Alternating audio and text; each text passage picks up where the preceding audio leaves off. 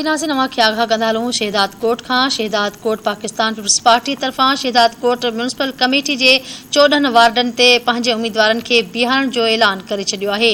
पार्टीअ जे आला क़यादत तरफ़ां वार्ड नंबर 1 ते रज़ा मोहम्मद मक्सी, वार्ड नंबर 2 ते असद हुसैन मक्सी, वार्ड नंबर 3 तारिक बिरोही ऐं 10 में मीर पारां ऐं ॿियनि खे टिकेटूं ॾिनियूं वयूं आहिनि, जेकी 24 जून ते मुख़ालिफ़ धुरनि सां पंहिंजो ज़ोर आज़माईंदा।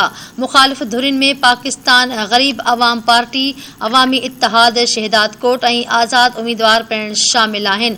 आज़ाद उम्मीदवारनि में नौजवान वकील फज़ीला दाद पिणु हिसो वरितो आहे।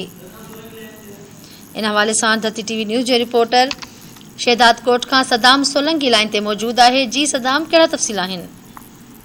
जी बिल्कुल, मकानी चूंडनि जे ऐलाननि खां बाद में शहदाद कोट जे अंदर बर्दारी इलेक्शन के हवाले से चोट ज़ोर शोर से थी वियो आहे, जंहिंजे लाइ अॼु पाकिस्तान पीपल्स पार्टी तरफा शहदाद कोट म्यूनिसिपल कमेटी के 14 वार्डन से पंहिंजे उम्मीदवारनि के बीहारण जो ऐलान करे छॾियो आहे।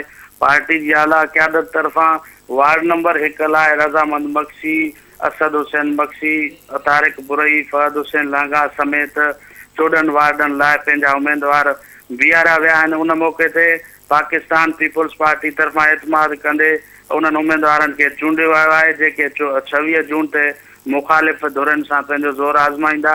मुख़ालिफ़ धुरनि में पाकिस्तान ग़रीब अवाम पार्टी मज़बूत उम्मीदवार पंहिंजा बीहारिया आहिनि। उन खां अलावा अवामी इत्तिहाद शहदाद कोट ऐं उन खां अलावा नौजवान वकील आज़ाद उम्मीदवार फज़ीला दाद पिणु हिसो वरितो आहे। शहदाद कोट में मकानी चूंडनि के हवाले से चटो ज़ोर शोर से हलंदड़ आहे। जी ठीकु आहे सदाम, वॾी महिरबानी तफ़सील ॾियण जे लाइ।